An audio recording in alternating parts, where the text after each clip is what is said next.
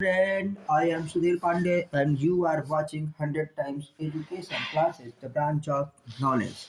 In this video, we will study about Kingdom Monera, मतलब कि bacteria जिसमें रहता है उस जो है हम लोग जगत को पढ़ने वाले हैं। तो चलिए हम लोग स्टार्ट करते हैं किंगडम मोनेरा। मोनेरा का सोल मेंबर जो होता है उसे हम क्या कहते हैं? Bacteria. Bacteria are the sole member of kingdom Monera. तो चलिए स्टार्ट करते हैं और ये बहुत ही इंटरेस्टिंग, बहुत ही अच्छी वीडियो होने वाली है क्योंकि 100% ये पीपीटी बहुत ही मेहनत से बनाई गई है जिसमें कि कलरफुल डायग्राम्स हैं, कुछ फनी जो है आर्ट्स वगैरह हैं, तो इसको आप ज़रूर अच्छे से भली भांति देखिएगा। ये फाउंडेशन बैच के लिए है, ये नीट के स्टूडेंट्स के लिए है और ये टीजीटी, पीजीटी ना, जीआईसी एलटी ग्रेड और जीआईसी लेक्चरर के लिए बहुत ही ज़्यादा ज़रूरी वीडियो है।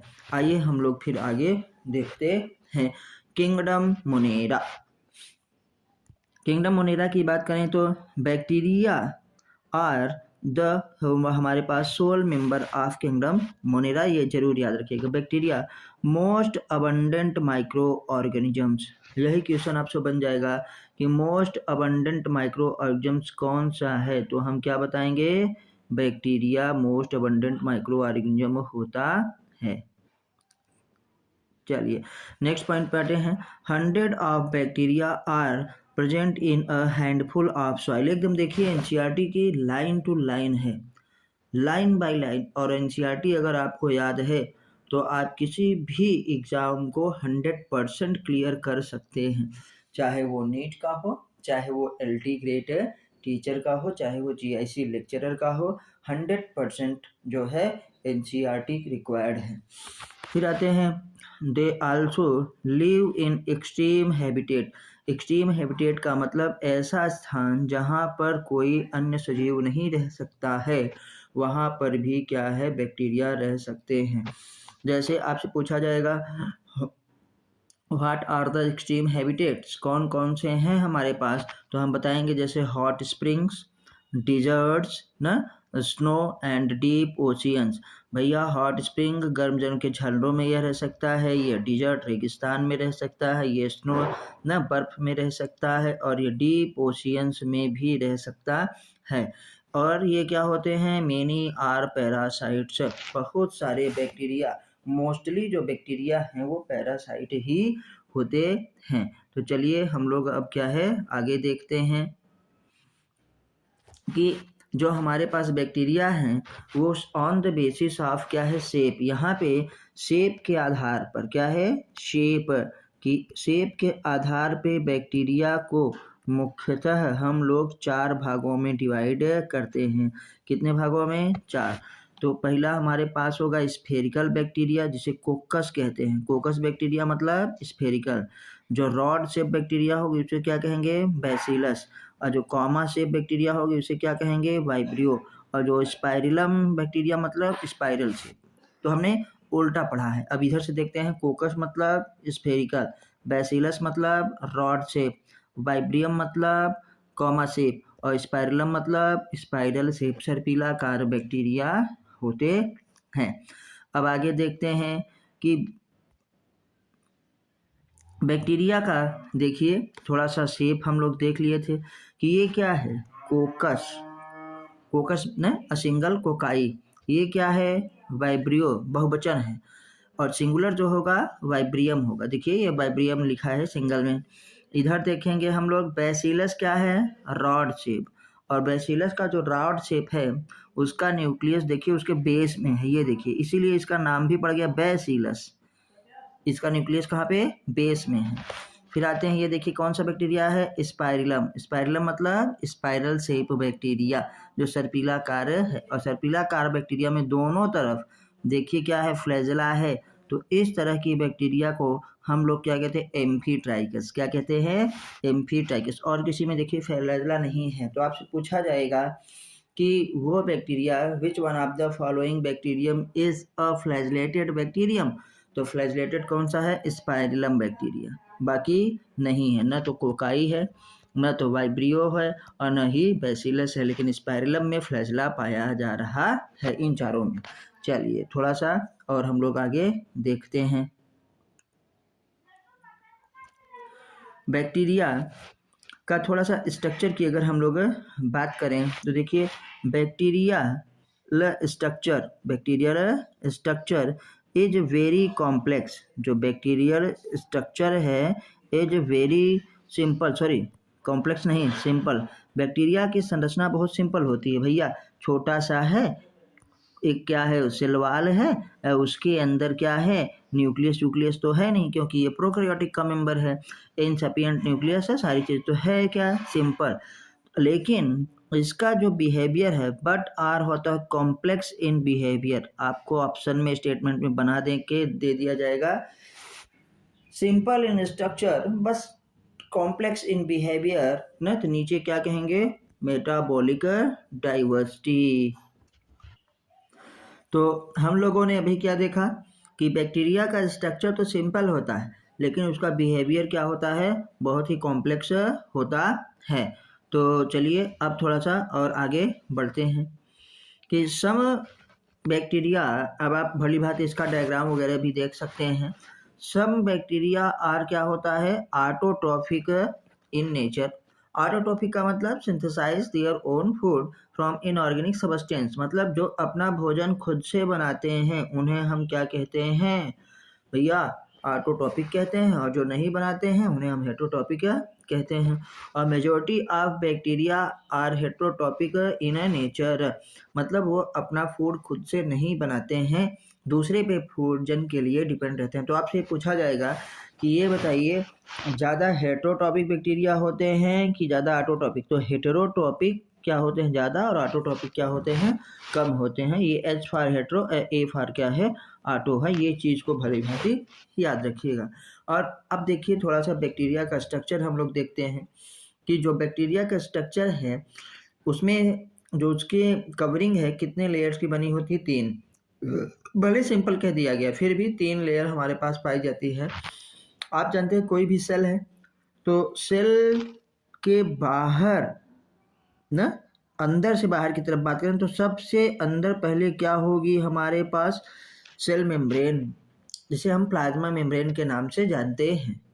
प्लाज्मा मेम्ब्रेन के बाद ये प्लांट की तरह इसको जो है क्लासिफाई किया गया था, तो फिर क्या होगा सेल वॉल, क्या होगा सेल वॉल, और सेल वॉल के बाद इसमें क्या होगा कैप्सूल। तो याद रखिएगा थोड़ा सा इसके स्ट्रक्चर में कि इनर टू आउटर हमारे पास जो होती है वाल, कैसी कौन सी वाल होती है, सबसे अंदर कौन सी होगी प्लाज्मा मेम्ब्रेन, तो ये पी लिख दे रहे हैं बस, पी फॉर क्या है प्लाज्मा मेम्ब्रेन। उससे बाहर क्या होगी हमारे पास सेल वॉल, क्या है सेल वॉल।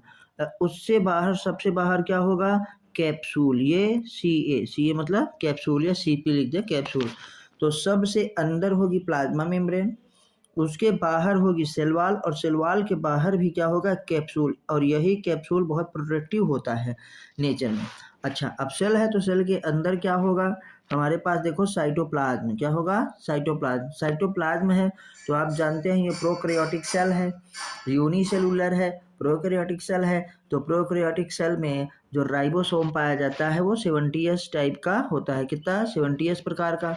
और इसमें जो हमारे पास एक्स्ट्रा क्रोमोसोमल डीएनए होता है, कैसा एक्स्ट्रा क्रोमोसोमल डीएनए, तो उसे हम क्या कहते हैं प्लाज्मिड। देखो मेन डीएनए तो ये है, ये वाला मेन डीएनए कौन सा है, ये वाला मेन डीएनए है, देखिए ये वाला, ठीक। लेकिन ये जो छोटा सा है, ये छोटा सा, यही हमारे पास क्या है प्लाज्मिड, ये देखिए ये क्या है प्लाज्मिड है। तो याद रखिएगा प्लाज्मिड होता है क्या हमारे पास सर्कुलर स्मॉल क्रोमोसोमल डीएनए, नहीं extra chromosomal DNA, circular small extra chromosomal DNA. Chromosomal DNA के अलावा जो डीएनए है उसी को हम प्लाज्मिड कहते हैं। इसमें मल्टीप्लिकेशन पाया जाता है, वेक्टर की तरह ये कार्य करता है ना।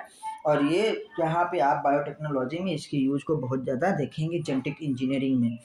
फिर आते हैं ये हमारे पास क्या है पिलाई वगैरह है ना, पिलाई वगैरह का है अटैचमेंट के लिए, देखिए ऐसे ऐसे लगे हैं और ये जिस ऑर्गेनिज्म में जाते हैं उसमें ऐसे घुस जाते हैं, ना, और अंदर फिर चले जाते हैं। और ये बैक्टीरियल क्या है, फ्लैजेला। अगर बैक्टीरिया है, बैक्टीरिया में केवल एक फ्लैजेला है, देखो तो ये कौन सा फ्लैजेला हो गया, मोनोट्राइकस। कैसा फ्लैजेला हो गया भैया, मोनोट्राइकस, एक ही फ्लैजेला है ये, देखो तो मोनोट्राइकस हो गया। और ये न्यूक्लियोइड हमारे पास सर्कुलर डीएनए, कैसा डीएनए है, सर्कुलर डीएनए है, न्यूक्लियोइड है, न्यूक्लियस नहीं है। क्यों, क्योंकि देखो इसमें कोई भी सेल मेम्ब्रेन तो है लेकिन कोई प्लाज्मा मेम्ब्रेन नहीं है। तो हम लोगों ने बैक्टीरिया के स्ट्रक्चर को भली भांति देख लिया, एक बार फिर से रिवीजन कर लेते हैं कि बैक्टीरिया के स्ट्रक्चर में सबसे बाहर जो कवरिंग है क्या होगी, कैप्सूल, उसके अंदर क्या होगा, सेल वॉल, उसके अंदर क्या होगा, प्लाज्मा मेम्ब्रेन, प्लाज्मा मेम्ब्रेन के अंदर क्या होगा, प्लाज्मा, और प्लाज्मा होगा तो फिर उसके में कौन सा होगा, सर्कुलर हमारे पास क्या है, डीएनए नहीं, इसे न्यूक्लियोइड कहेंगे क्योंकि ये न्यूक्लियस में घिरा हुआ नहीं है। ठीक है, फिर आते हैं क्या होगा, राइबोसोम, राइबोसोम होगा तो कैसे होगा, 70S प्रकार का। फिर क्या होगा, प्लाज्मिड, प्लाज्मिड क्या होता है, एक्स्ट्रा क्रोमोसोमल डीएनए ना, स्मॉल सर्कुलर क्या है, एक्स्ट्रा क्रोमोसोमल डीएनए कार्ड क्या, प्लाज्मिड। एक प्लाज्मिड यहाँ पे दिखाई दे रहा है, एक प्लाज्मिड कहाँ पे, यहाँ पे दिखाई दे रहा है ना। ये क्या है, पिलाई, पिलाई काहे के लिए होता है, अटैचमेंट के लिए। ये हमारे पास क्या है, फ्लैजेला, फ्लैजेला है तो इसका मतलब लोकोमोशन ये करेगा। एक फ्लैजेला है तो क्या कहेंगे, मोनोट्राइकस कहेंगे। ये क्या है, बैक्टीरियल हमारे पास फ्लैजेलम है ना, तो याद रखिएगा। और एक ही हमारे पास क्या है, न्यूक्लियोइड है। न्यूक्लियोइड इसे क्यों कह रहे हैं, क्योंकि ये प्रोकैरियोटिक है, उसमें इनसफिशिएंट न्यूक्लियस पाया जाता है, कंप्लीट न्यूक्लियस नहीं पाया जाता है। तो इसका जो जेनेटिक मटेरियल होता है ऐसे पूरा साइटोप्लाज्म में ऐसे खुला पड़ा रहता है, इसलिए इसे न्यूक्लियोइड कहा जाता है। तो हमको लोगों ने बहुत अच्छी तरीके से इसको रिवाइज कर लिया है। आइए अब आगे देखते हैं, थोड़ा सा बैक्टीरिया का क्लासिफिकेशन करते हैं। तो बैक्टीरिया मेनली दो प्रकार के होते हैं, मेनली दो प्रकार के होते हैं। पहला एक होता है आर्की बैक्टीरिया।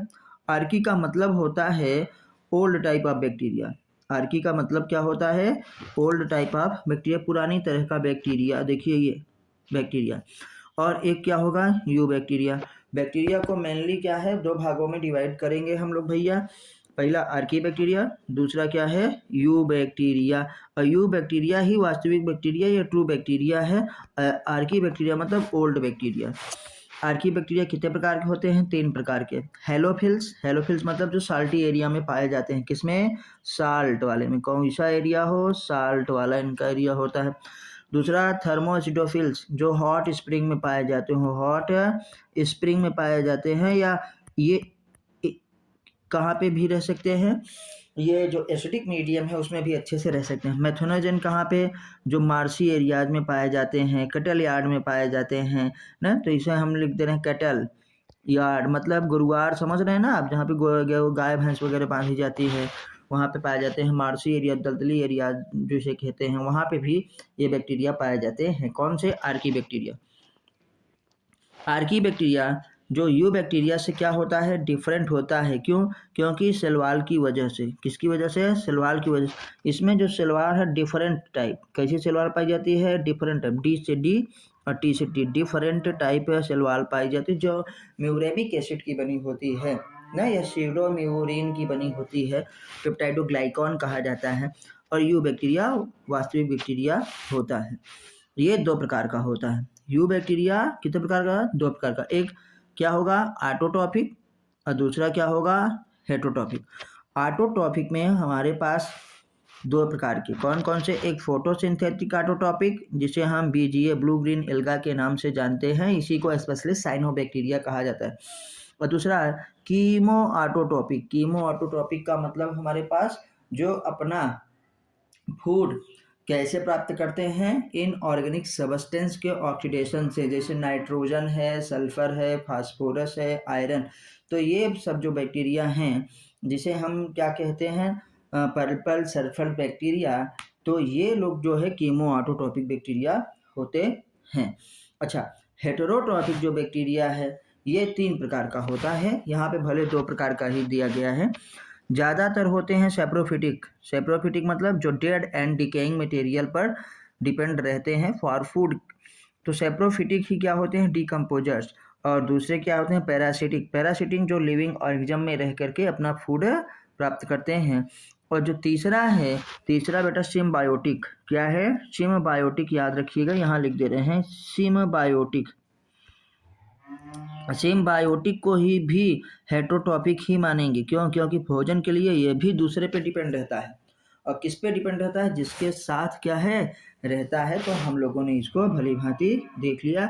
इसको आप बहुत अच्छे से इस चार्ट को जो है रिवाइज करिए। इस चार्ट का आप चाहें तो स्क्रीनशॉट ले करके रख सकते हैं और हमको ज़रूर बताइए कि ये वीडियो कैसी आपको लगी है, कैसे आपको लग रही है। चलिए तो हम लोग फिर आगे बढ़ते हैं। लोग अब जो है आगे बढ़ते हैं, अपना आगे के पॉइंट से देखते हैं कि हमारे पास क्लासिफिकेशन बैक्टीरिया का हो चुका है। अब थोड़ा सा देखेंगे कि आर्की बैक्टीरिया को और डिटेल में देखा जाएंगे कि जो आर्की बैक्टीरिया है वो भैया कितने प्रकार का हो सकता है? 3 प्रकार का। अभी हमने देखा हेलोफिल्स, दूसरा थर्मोएसिडोफिल्स और तीसरा क्या है? मेथनोजेंस।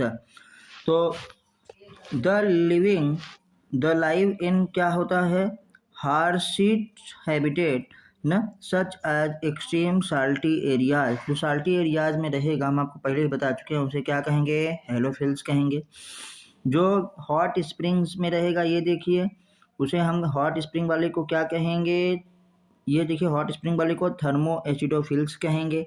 और जो मार्सी एरियाज में रहेगा, दलदली एरियाज में रहेगा, उसे हम क्या कहेंगे? मेथनोजेंस कहेंगे। मार्सी एरियाज का मतलब आप समझिए, और दलदली एरियाज हैं जहाँ पे हम और या कूड़ा करकट जहाँ पे बहुत दिनों से भी फेंकते हैं, बहुत सारा घूर लगा है ना, डैम्प जो एरियाज हैं, उन सब में मार्सी एरियाज आता है। वहाँ से भी मेथेन गैस निकलती है। उस मेथेन गैस को कौन निकालता है? मेथनोजन बैक्टीरिया ही निकालते हैं। फिर आगे बढ़ते हैं। Archaebacteria have different cell wall structure. आपसे पूछा जाएगा कि आर्की बैक्टीरिया ट्रू बैक्टीरिया से डिफरेंट क्यों है? क्योंकि मेन रीज़न यही है कि आर्की बैक्टीरिया का जो सेल वॉल है डिफरेंट सेल वॉल स्ट्रक्चर होता है फॉर दियर सर्वाइवल इन क्या एक्सट्रीम है कंडीशंस। तो विच इज रिस्पॉन्सिबल फॉर क्या होता है? Survival of bacteria in extreme conditions. तो आप क्या बताएंगे आंसर में? डिफरेंट टाइप ऑफ क्या है? Cell wall. चलिए नेक्स्ट पॉइंट पे देखते हैं। मेथनोजेंस आर होता present in gut of ruminant animals. Ruminant का मतलब जुगाली करने वाले, जो पगुराते हैं, उन्हें हम रूमिनेंट एनिमल्स के नाम से जानते हैं। जैसे गाय हो गया, भैंस हो गया ना, बकरी वगैरह हो गई, तो जो जुगाली करती रहती, पगुराती रहती हैं, उन्हें हम लोग कहते हैं रूमिनेंट एनिमल्स। दे प्रोड्यूस क्या है? मेथेन। अब मेथेन को क्या कहा जाता है भैया? बायोगैस। याद रखिएगा, आपसे पूछ लिया जाएगा बायोगैस कौन है? मेथेन गैस हमारे पास होती। फ्रॉम द डंक ऑफ दीज, ये जो एनिमल्स हैं उनके गोबर से मेथेन गैस क्यों निकलती है? क्योंकि उनके इंटेस्टाइन में, उनके आंत में जो है ये मेथनोजेंस बैक्टीरिया पाए जाते हैं। और ये जो मेथनोजन बैक्टीरिया हैं सेलुलोज का जो है क्या करते हैं? डाइजेशन करते हैं और उसी दौरान ये मेथेन को निकालते हैं, इसलिए इनको मेथेन प्रोड्यूसिंग बैक्टीरिया के नाम से हम लोग जानते हैं। तो नाम ही पड़ गया मेथनोजेन। क्या है? मेथनोजेन। चलिए अब थोड़ा सा क्या है और आगे देखते हैं कि क्या है। बैक्टीरिया में दूसरा पार्ट हमारे पास बैक्टीरिया का आ गया, यू बैक्टीरिया। क्या आ गया? यू बैक्टीरिया आ गया। अब यू बैक्टीरिया में क्या क्या है इसको हम लोग देखेंगे। चलिए, तो यू बैक्टीरिया को क्या कहा जाता है? True bacteria. याद रखिएगा, यू बैक्टीरिया आर तो क्या है? ट्रू बैक्टीरिया, यही वास्तविक बैक्टीरिया हैं और इनकी संख्या सबसे ज़्यादा पाई जाती है। आर्की बैक्टीरिया से बहुत ज़्यादा इनकी संख्या पाई जाती है। यहाँ तक हम कह सकते हैं कि most of the bacteria are क्या होता है? Eubacteria. और यू बैक्टीरिया में मोस्ट ऑफ द क्या होंगे? हेटरोटॉपिक। ये याद रखिएगा, क्योंकि यू बैक्टीरिया को अभी हम लोग पढ़ चुके हैं कि ऑटोटॉपिक होता है और हेटरोटॉपिक भी होता है। इसकी सेल वॉल, यू बैक्टीरिया की जो सेल वॉल होती है रिजिड सेल वॉल। क्या होता है? रिजिड सेल वॉल होती है। And a flagellum if motile. अगर मोटाइल है तो उसमें फ्लैजला है।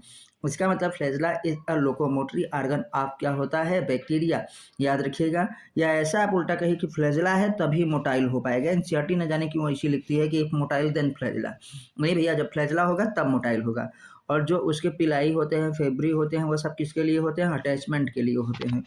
They are ऑटोटॉपिक। ऑटोटॉपिक का मतलब फोटोसिंथेटिक ना, एंड क्या है? कीमोसिंथेटिक। अभी पीछे बात हो चुकी थी कि जो हमारे पास ऑटोट्रॉपिक बैक्टीरिया हैं वो दो प्रकार के ऑटोट्रॉपिक होते हैं, एक फोटोसिंथेटिक ऑटोट्रॉपिक, दूसरा क्या है कीमोसिंथेटिक ऑटोट्रॉपिक। फोटोसिंथेटिक का मतलब कि अपना भोजन क्या है लाइट के हेल्प से बनाएंगे, मतलब फोटोसिंथेसिस करके, और दूसरा क्या है केमिकल्स का ऑक्सीडेशन करके अपना भोजन बनाएंगे। और क्या होते हैं जो यू बैक्टीरिया हैं वो हेट्रोटॉपिक इन नेचर होते हैं, ऑटोट्रॉपिक भी हेट्रोटॉपिक भी दोनों होते हैं। तो आइए फिर आगे देखते हैं कि photosynthetic autotrophic. Photosynthetic autotrophic means हमारे पास क्या होगा ये देखेंगे। चलिए कि फोटोसिंथेटिक जिन्हें होते हैं उन्हें हम लोग क्या कहते हैं, स्पेशली साइनोबैक्टीरिया। क्या कहते हैं, साइनोबैक्टीरिया कहते हैं। देखिए ये लिखा है ना फोटोसिंथेटिक ऑटोट्रॉपिक साइनोबैक्टीरिया, इसी को कहा जाता है BGA ब्लू ग्रीन एल्गा। ये ही साइनोबैक्टीरिया होता है, भले एल्गी नाम है इसका लेकिन ये बैक्टीरिया है, याद रखिएगा। ठीक है, आगे हम लोग पढ़ते हैं। They have chlorophyll A. जो फोटोसिंथेटिक ऑटोट्रॉपिक बैक्टीरिया होते हैं पूछा जाएगा आपसे उसमें क्लोरोफिल कैसा पाया जाता है, ए। सिमिलर टू ग्रीन प्लांट, तभी तो जैसे फोटोसिंथेसिस पौधे करते हैं वैसे ही फोटोसिंथेसिस बैक्टीरिया भी करता है, उसका नाम है BGA। फर्स्ट टाइम पहली बार क्या है ऑटोट्रॉपिक नेचर में पहली बार ऑक्सीजन का इवोल्यूशन कहाँ से हुआ था, इसी BGA से, जिसे हम साइनोबैक्टीरिया के नाम से कहते हैं। हाँ, फर्स्ट ऑक्सीजन इवॉल्विंग बैक्टीरिया। तो आप क्या बताएंगे, ब्लू ग्रीन एल्गा साइनोबैक्टीरिया। ये क्वेश्चन याद रखिएगा, साइनोबैक्टीरिया या ब्लू ग्रीन एल्गा। ये देखिए पॉइंट 2 को नोट किया गया है यहाँ पे। ये क्या हो सकते हैं, बैक्टीरिया यूनिसेलुलर भी हो सकता है, यूनिसेलुलर होते ही हैं, सॉरी यूनिसेलुलर होते हैं, कॉलोनियल होते हैं, फिलामेंटस होते हैं। फिलामेंटस मतलब सब आपस में जुड़ जाते हैं, जिससे नॉस्टॉक एंड एना बेना फिलामेंटस होता है। ये मैराइन होते हैं, समुद्र में पाए जाते हैं ना। मैराइन का मतलब समुद्र नहीं, अगर फ्रेश वाटर कहेंगे तो जैसे लैक्स है, रिवर्स वगैरह फ्रेश वाटर, मैराइन कह दें समुद्र वगैरह। और टेरेस्ट्रियल एल्गी, तो ये टेरेस्ट्रियल एल्गी के रूप में भी पाए जाते हैं हमारे पास BGA blue green alga. They colonise होता है are generally in surrounded by gelatinous sheath. Gelatin की सीथ आपसे पूछा जाएगा तो किसके चारों तरफ पाई जाती है, तो आपको बताना पड़ेगा कि जिलेटिनस सीथ पाई जाती है BGA ब्लू ग्रीन एल्गा के चारों तरफ। They often form a bloom in क्या है पॉल्यूटेड वाटर बॉडीज। तो आप जाइए ब्लूम कहाँ बनेगा, Bloom they form Bloom, Bloom क्या पूरा एकदम से मतलब उसमें छा जाएंगे, समझ लो कि पूरी तरीके से कहते हैं ना कि आतंक मचा दिए हैं। और जब ब्लूम बन जाता है तो ये जो कंडीशन है ये हार्मफुल कंडीशन होती है, जैसे कि किसी तालाब में ब्लू ग्रीन एल्गा जैसे जो हमारे पास काई वगैरह है ये सब लग जाए तो ये इतना घना वहाँ पे हो जाती है कि फिर लाइट जो है प्रकाश नीचे जो सजीव हैं, नीचे जो ऑर्गेनिजम्स हैं वहाँ तक लाइट नहीं पहुँच पाता है, तो वो लोग क्या है मर जाते हैं। एक तरीके की चटाई पूछे आपने, आप नल के आसपास देखे होंगे ना, आप अपने कुएं के आसपास देखे होंगे, नालियों के आसपास, तो बहुत ज़्यादा तो एल्गल ब्लूम कौन बनाता है, ये क्वेश्चन भी बन गया। BGA blue green alga, blue green alga के नीचे अगल बगल कौन सी कवरिंग होती है, तो बताएंगे जिलेटिनस सीट की कवरिंग होती है, जिलेटिन की। ओके, यहाँ पे बनता है algal Bloom polluted water bodies में। कहाँ बनता है भैया, पॉल्यूटेड वाटर। एक एक लाइन NCERT की लाइन टू लाइन आपको हम याद करवा देंगे। बस आप वीडियो को जो है लाइक करिए, चैनल को सब्सक्राइब करिए और अपने दोस्तों के साथ शेयर करिए। 100% NCERT है ये। नीट के लिए तो सबको पता है कि NCERT ही माता, NCERT ही पिता है। अब एग्ज़ाम जो LT ग्रेड का है या GIC लेक्चरर का है या अदर जो भी एग्ज़ाम्स हैं ना, UPSC UPPSC SSC के सब में NCERT की लाइन ही उठा के रख ले रहे हैं।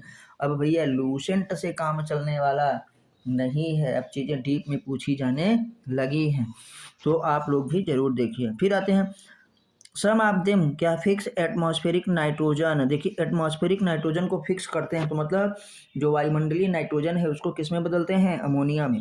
अमोनिया से फिर वो किस में बदलता है, नाइट्राइट में। नाइट्राइट से फिर उसका ऑक्सीडेशन होता है, किससे बदलता था, नाइट्रेट्स में, और प्लांट उसी को लेता है।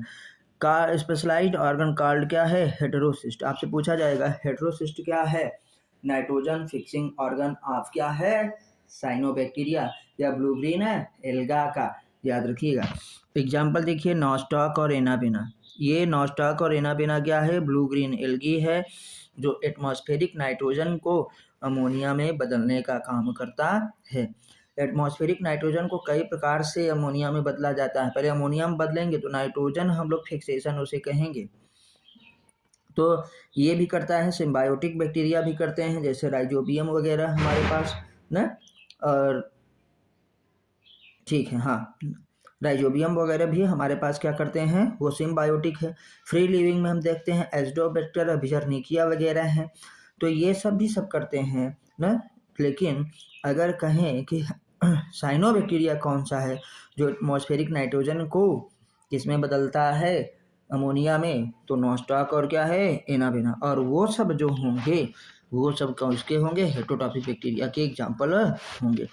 आइए अब हम लोग आगे देखते हैं। ये देखिए आपको जो डायग्राम दिखाया गया है, जो डायग्राम यहाँ पे है, ये सब हमारे पास किसका है? नॉस्टॉक का। नॉस्टॉक देखिए फिलामेंटस है। यहाँ से ऐसे ऐसे ऐसे ऐसे ऐसे सब जुड़ के देखिए ऐसे बन गया, सब जुड़ के ऐसे ऐसे ऐसे बन गया है। ये सब जुड़ के ऐसे ऐसे जो है ऐसे बन गया। नॉन किसका है? नॉस्टॉक का। आइए आगे देखते हैं। तो देखिए अब हमारे पास ये डायग्राम जो आ गया है, मैंने आपको यही दिखाया है कि ये देखिए ये क्या है? ये हेट्रोसिस्ट है। ये क्या है? हेट्रोसिस्ट। हेट्रोसिस्ट क्या? नाइट्रोजन क्या है? फिक्सेसिंग ऑर्गन है आप किसका? साइनोबैक्टीरिया। साइनोबैक्टीरिया में कौन सा साइनोबैक्टीरिया? नॉस्टॉक का। क्या है? नॉस्टॉक का। और ये भी पूछ लेंगे ये क्या है? Mucilaginous sheet. क्या है? यहाँ पे नॉस्टॉक के चारों तरफ कौन सी शीट पाई जाती है? म्यूसिलेजिनस शीट पाई जाती है। और कॉलोनी के बीच जो एल्गल ब्लूम बनाएगा, इसके कॉलोनी के बीच अगल बगल कौन सी शीट पाई जाएगी? जिलेटिनस शीट पाई जाएगी। ये जरूर याद रखिएगा, बहुत ही इंपॉर्टेंट पॉइंट है। आगे बढ़ते हैं। ये देखिए एनाबेना। एनाबेना भी देखिए ऐसे फिलामेंटस है। सॉरी, एनाबेना भी क्या है? देखिए फिलामेंटस है। ये देखिए ऐसे ऐसे ना, फिलामेंट की तरह, तंतु की तरह ऐसे चारों तरफ से ऐसे ऐसे ऐसे ऐसे लगा है। तो नॉस्टॉक और anabaena is the example of क्या? फिलामेंटस होता है ब्लू ग्रीन एल्गा का या साइनोबैक्टीरिया का। नेक्स्ट पॉइंट आइए देखते हैं। अब देखिए थोड़ा सा कौन कौन से हमारे पास हैं। नॉस्टॉक एग्जाम्पल बस याद रखिएगा। एनाबेना हमारे पास हो गया, ठीक है। ये भी एनाबेना, ये भी एनाबेना। ये नॉस्टॉक है। ये क्या है? ऑसिलेटोरिया। ऑसिलेटोरिया भी क्या है? ब्लू ग्रीन एल्गा है। ये भी याद रखिएगा। सिर्फ नॉस्टॉक एनाबेना ही नहीं, ऑसिलेटोरिया भी क्या है हमारे पास है? कैसा? Blue green alga. Oscillatoria blue green alga है। चलिए अब हम लोग आगे बढ़ते हैं। अब पढ़ेंगे कीमोसिंथेटिक ऑटोट्रॉपिक बैक्टीरिया। कैसा भैया? कीमोसिंथेटिक ऑटोट्रॉपिक बैक्टीरिया भी ऑटोट्रॉपिक पे ही चल रहे हैं। ये क्या करते हैं? केमिकल्स से। और केमिकल्स कौन से? इनऑर्गेनिक हमारे पास जो सब्सटेंस होते हैं, जैसे नाइट्राइट्स, नाइट्रेट्स और अमोनिया, इन सबको का रिसाइकलिंग करते हैं। देखिए, दे ऑक्सीडाइज। पहली बात करते क्या हैं? ऑक्सीडाइज की रिड्यूस, ऑक्सीडाइज करते हैं, मतलब इसमें ऑक्सीजन जोड़ते हैं। सब्सटेंस सच एज नाइट्रेट्स, सबसे ज़्यादा प्लांट्स नाइट्रोजन इसी रूप में लेता है। फिर नाइट्राइट्स और क्या है? अमोनिया। एंड यूज दियर क्या होता है? Release energy for their ATP production.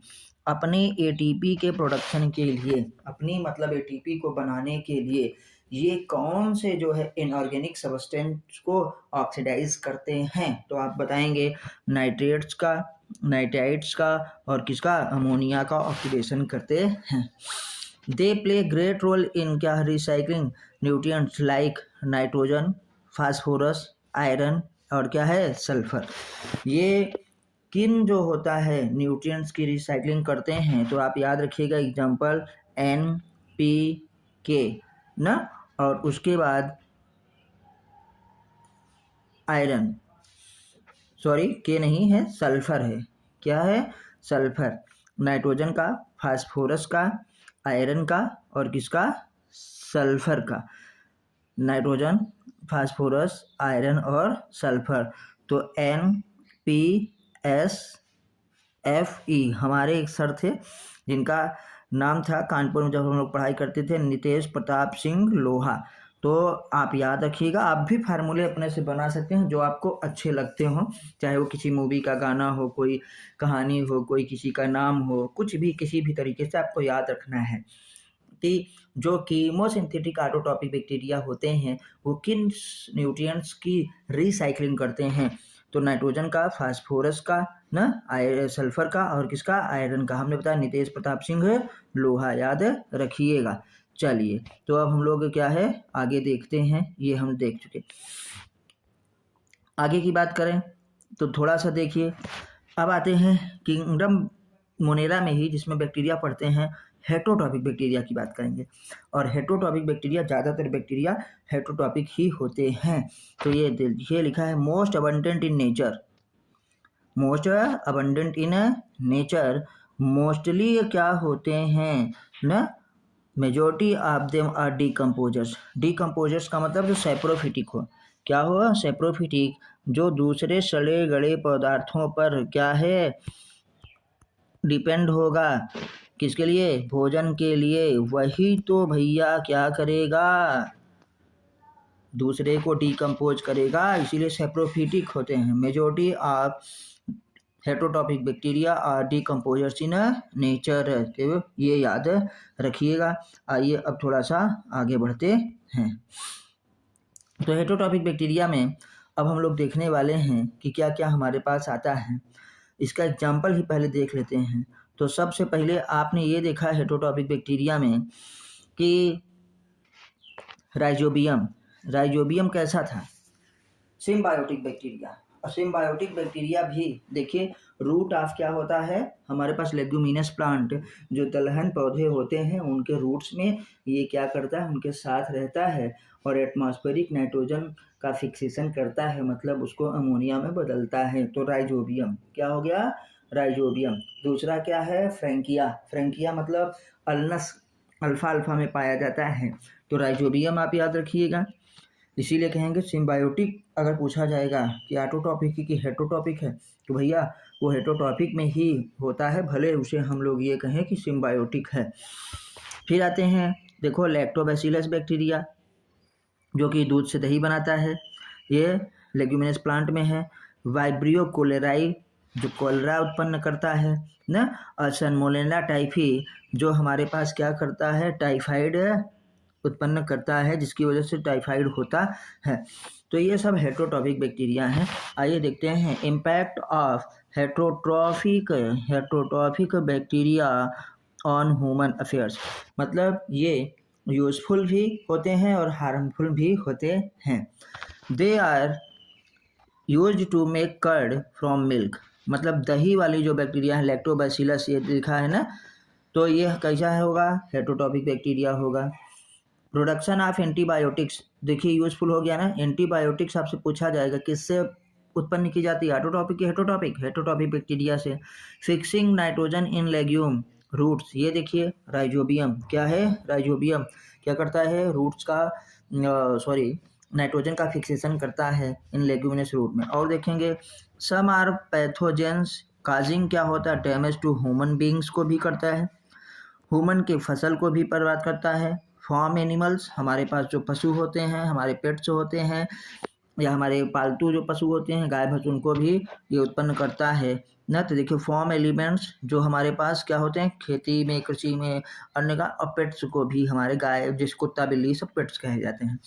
तो देखिए जैसे कोलेरा, कोलेरा किससे होता है, वेब्रियो कोलेराई से। टाइफाइड किससे, सल्मोनेला टाइफी से। टिटनेस किससे होता है, टिटनेस हमारे पास किससे होता है, क्लोस्ट्रीडियम टिटनेई, क्या है, क्लोस्ट्रीडियम टिटनेई से टिटनेस होता है। चलिए तो ये हमने देखा।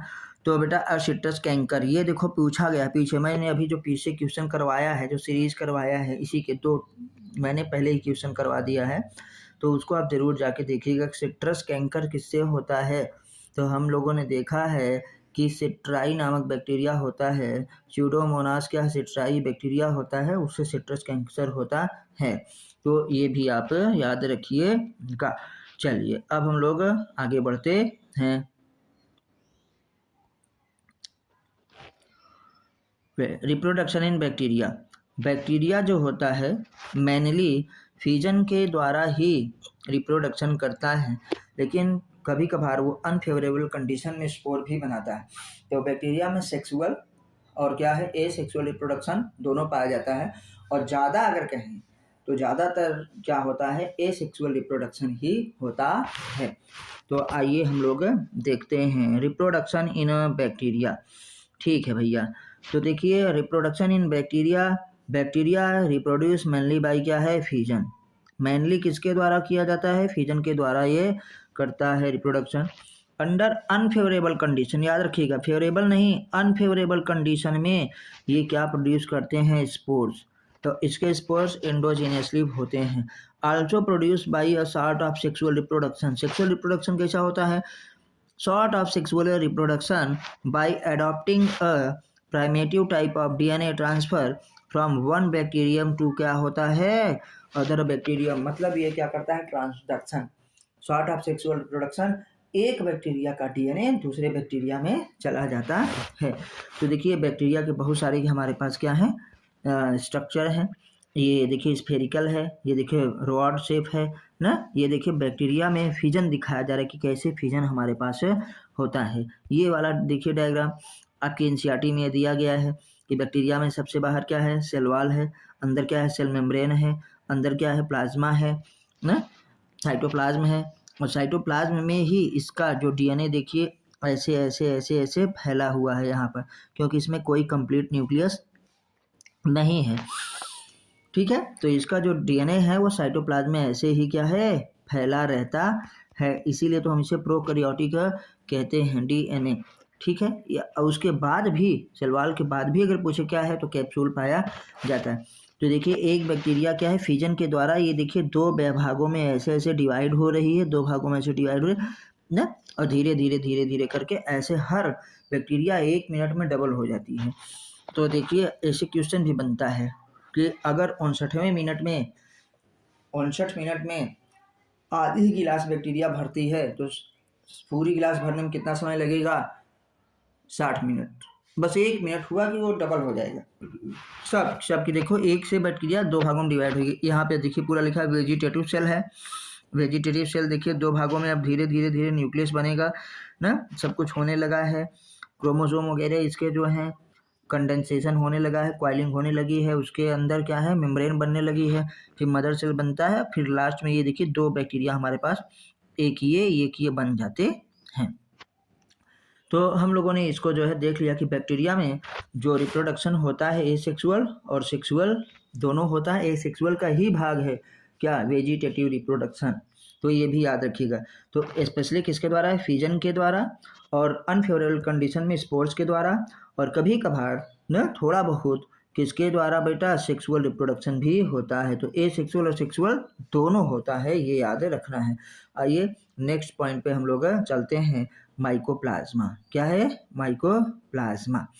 फ्राई एग लाइक स्ट्रक्चर होता है माइकोप्लाज्मा का, और ये प्लियोमार्फिक होता है, हमेशा अपना जो है स्ट्रक्चर बदलता रहता है। दिव्य आदमी है, ये महापुरुष है, याद रखिएगा इसको भली भांति से।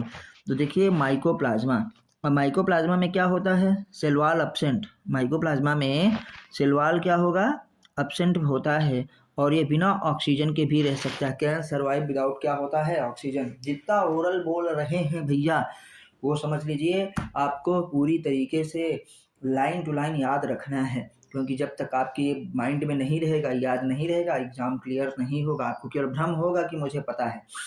इसलिए साथ में पढ़िए और रिवाइज करिए। माइकोप्लाज्मा का अगर स्ट्रक्चर पूछें डायरेक्ट तो फ्राई एग लाइक स्ट्रक्चर, जैसे अंडे को फ्राई कर दीजिए ना, अब वो कैसे सिकुड़ा सिकुड़ा रहता है, ऊपर से सिकुड़ जाता है, वैसे ही होता है फ्राई एग लाइक स्ट्रक्चर। लेकिन इसका भी स्ट्रक्चर अमीबा की तरह फिक्स नहीं होता है, ये हमेशा अपना जो है स्ट्रक्चर ये भी बदलता रहता है, इसीलिए कहते हैं प्लियोमार्फिक। जब किस में पाया जाता है, माइकोप्लाज्मा में। पीछे हमने जो अभी 2 वीडियो में क्वेश्चन करवाया है, प्लीज़ आप उसको जरूर कर लीजिए।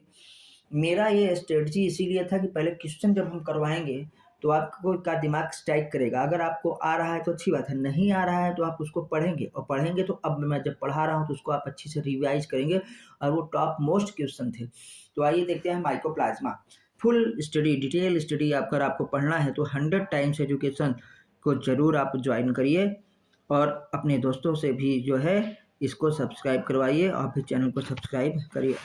अगर आपको LT ग्रेड या GIC का लेक्चरर होना है या किसी भी एग्जाम में सेलेक्ट होना है तो एनसीईआरटी पढ़ना ही पढ़ना है, ये इतना याद रखें। और उस लेवल का पढ़िए जिस लेवल के नीट के विद्यार्थी पढ़ते हैं, इसीलिए ये नीट के बच्चों के लिए भी 100% क्या इम्पोर्टेंट है। They are organisms without a cell wall. आपसे पूछा जाएगा कि सेल वॉल किस में नहीं पाया जाता है, ऐसा कौन सा ऑर्गेनिज्म है जिसमें सेल वॉल नहीं पाया जाता। माइकोप्लाज्मा। 2013 में क्वेश्चन आया था कि सेल वॉल अब्सेंट इन, और हम लोग याद करके गए थे mycoplasma mycoplasma mycoplasma. Mycoplasma option में था ही नहीं। तब क्या बताएंगे भैया, कोई ढूंढेंगे कि एनिमल्स का कोई मेंबर है, क्योंकि एनिमल्स में भी भैया सेल वॉल अब्सेंट होता है। Cell wall is a characteristic of क्या होता है, प्लांट ऑर्गेनिजम्स, जिनको पहले प्लांट में रखा गया था, जैसे बैक्टीरिया है, फंजाई है, माइकोप्लाज्मा है, प्लांट है। इन सबको क्या हुआ, सीधे सीधे कैरोलस लिनियस ने प्लांटी में रख दिया था। क्यों? Due to the presence of क्या होता है, सेल वॉल इन देयर क्या है स्ट्रक्चर, उसके स्ट्रक्चर में सेल वॉल पाया जाता था। जिसमें सेल वॉल वो प्लांट में, और जिसमें सेल वॉल नहीं वो एनिमल्स में। Two kingdom system of classification given by Carolus Linnaeus year 1758, तो इसलिए जरूर याद रखिएगा। आते हैं, ये स्मॉलेस्ट लिविंग सेल है कौन भैया, माइकोप्लाज्मा। सही बात है। इसे PPLO इसका एग्जाम्पल है, PPLO pleuro pneumonia like organism. PPLO इसका जो है साइज 0.3 माइक्रो ऑर्गेनिज्म पाया जाता है। स्मॉलेस्ट लिविंग सेल की बात हो रही है। नॉन लिविंग में तो वायरस आ जाएगा सबसे छोटा, उससे भी छोटा आ जाएगा वायराइड्स आ जाएगा। सबसे छोटी की बात करें तो वायराइड्स, उससे बड़ा वायरस। और लिविंग की बात करें तो mycoplasma, smallest living cell mycoplasma. आते हैं with they can survive without oxygen, बिना ऑक्सीजन के भी ये जीवित रह सकता है। यही एक ऐसा मेंबर है जिसको ऑक्सीजन की ज़रूरत नहीं है जीवित रहने के लिए। दे आर पैथोजेनिक इन क्या है, प्लांट्स एंड एनिमल्स। ये दोनों में, प्लांट में भी और कहाँ पे, एनिमल में, दोनों में भैया ये क्या करते हैं, डिजीज उत्पन्न करते हैं। दे आर पैथोजेनिक इन क्या होता है, प्लांट एंड एनिमल्स। चलिए, तो हम लोग अब आगे बढ़ते हैं। तो यहाँ पे हम लोगों ने भली भांति देख लिया पूरा का पूरा मोनेरा। नेक्स्ट वीडियो में हम लोग क्या देखेंगे, प्रोटिस्टा। क्या देखेंगे, प्रोटिस्टा को पूरी तरीके से कंप्लीट करेंगे। आपको ये वीडियो कैसी लगी है आप हमको ज़रूर जो है ज़रूर बताइए, अपने दोस्तों के साथ शेयर करिए ना, वीडियो को लाइक करिए और अपने सुझाव आप हमको ज़रूर दीजिए। थैंक यू, धन्यवाद। फिर मिलते हैं अगली वीडियो पे, तब तक नमस्ते, जय हिंद, जय भारत, वंदे मातरम।